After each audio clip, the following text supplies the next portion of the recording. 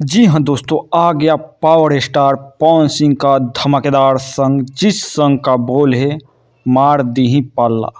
मार दीहीं पल्ला जिस सॉन्ग का बोल है, काफ़ी बेहतरीन सॉन्ग बना है। ऐसा सॉन्ग आज तक आप लोग नहीं देखे होंगे और नहीं सुने होंगे। जिस गीत को लिखे हैं प्रिंस प्रियदर्शी और इसमें म्यूजिक दिए हैं प्रियांशु सिंह।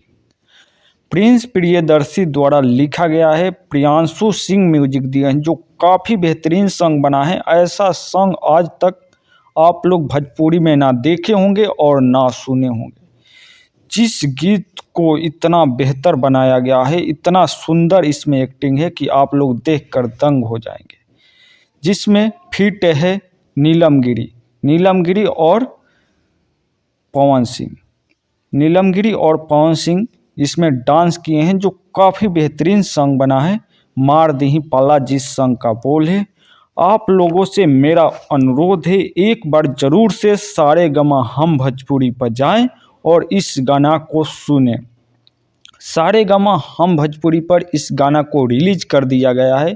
आप लोग जाएं एक बार और ज़रूर से इस गाना को सुने और बताएं कि यह गाना कैसा है। कमेंट में ज़रूर से रिव्यू बताएं ये गाना कैसा है।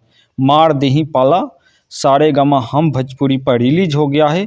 ज़रूर से सारेगामा हम भोजपुरी पर जाएं और इस गाना को सुने और आनंद लें। Thank for you. जय हिंद।